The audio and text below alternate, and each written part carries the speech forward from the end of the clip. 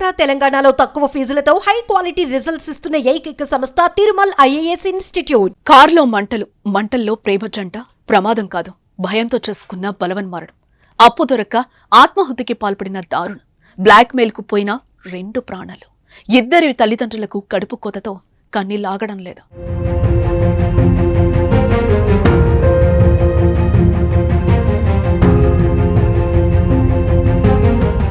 కంటికి రెప్పలా ఉంటాడనుకున్న కొడుకు కాలిపోయాడు. అటు కలలకు ప్రతిరూపంలా పెంచిన ఏకైక కుమార్తెను కళ్లెదుటే కాలిబూడిదైంది. వారి పరిస్థితి తలచుకుంటే ఎవరికైనా గుండె తరుక్కుపోవాల్సిందే. తెలంగాణలోని మేడ్చల్ జిల్లా ఘన్పూర్ ఓఆర్ఆర్ సర్వీస్ రోడ్డులో సోమవారం సాయంత్రం జరిగిన ప్రేమ జంట ఆత్మహత్య ఘటన ప్రతి ఒక్కరిని కలిచివేస్తోంది. కన్నవారికి మరింత భారంగా మారింది. చనిపోయే ముందు తండ్రికి బాలిక లొకేషన్ కూడా పెట్టింది. కూతుర్ని కాపాడుకునేందుకు పరిగెత్తుకు వచ్చిన ఆ తండ్రికి మంటల్లో కంటిపాప కాలిపోయి కనిపించేసరికి అల్లాడిపోయాడు. బాలికది ఘట్కేసర్ మండలం నారపల్లి. ఇంటర్ మొదటి సంవత్సరం చదువుతోంది. తల్లిదండ్రులకు ఒక్కగానొక్క కుమార్తె కావడంతో కంటికి రెప్పలా అల్లారు ముద్దుగా పెంచారు.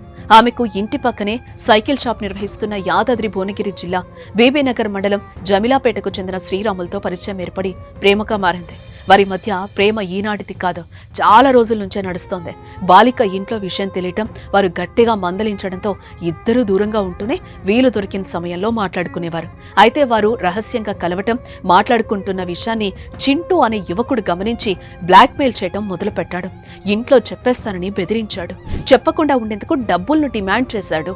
దీంతో బాలిక భయపడ్డంతో శ్రీరాములు చింటూకు 1,00,000కు పైగా డబ్బుల్నిచ్చాడు. చింటూ మాత్రం ఇంకా డబ్బులు కావాలని కోరగా వారి దగ్గర డబ్బులు లేకపోవడంతో చనిపోవాలనే నిర్ణయానికి వచ్చారు. సోమవారం ఉదయం ఆమె తండ్రి నారపల్లి సమీపంలోని ఇంటర్ కళాశాల దగ్గర ఉదయం 8 గంటల ప్రాంతంలో దింపారు. కొద్దిసేపటి తర్వాత శ్రీరాములు కారులో వచ్చి బాలికను తీసుకెళ్లాడు. సాయంత్రం వరకు ఇద్దరు కలిసి కారులోనే తిరిగారు. సాయంత్రం 5 గంటల సమయంలో ఘట్కేసర్ మండలం అన్నోజీగూడలోని ఓ దుకాణంలో 20 లీటర్ల నీళ్ల డబ్బా కొనుగోలు చేశారు. అక్కడి నుంచి సమీపంలోని పెట్రోల్ బంకుకి కారులో వెళ్లిన దృశ్యాలు సీసీ కెమెరాల్లో రికార్డయ్యాయి. దాదాపు 10 నుంచి 15 లీటర్ల పెట్రోల్ కొనుగోలు చేస్తుంటారని పోలీసులు అనుమానిస్తున్నారు. అనంతరం జనాలు ఎవరూ లేని సమయం చూసి ఘన్పూర్ సర్వీస్ రోడ్లోకి వెళ్లి పెట్రోల్ పోసుకుని నిప్పంటించుకొని చనిపోయారు.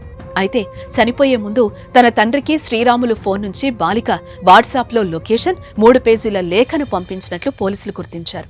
వాటిని చూడగానే ఘటనా స్థలానికి వెళ్లేలోపే మంటల్లో కాలిపోయారు. అటు శ్రీరాములు కూడా తన కుటుంబ సభ్యులకు లేఖను పంపినట్టు తెలుస్తోంది. దానిలో చింటూ బ్లాక్ మెయిల్ గురించి వివరించారు. దీంతో చింటూపై పోలీసులు కేసు నమోదు చేశారు. ఆత్మహత్యకు ప్రేరేపించాడనే అభియోగంపై BNS 108 సెక్షన్ కింద కేసు నమోదు చేసి దర్యాప్తు చేపట్టారు పోలీసులు. మరోవైపు నారపల్లిలోని చింటూ ఇంటి ముందు బాలిక మృతదేహంతో కుటుంబ సభ్యులు ఆందోళనకు దిగారు. దీంతో ఉద్రిక్త పరిస్థితులు తలెత్తాయి. ఈ పరిస్థితుల మధ్యనే అంత్యక్రియలు జరిగాయి.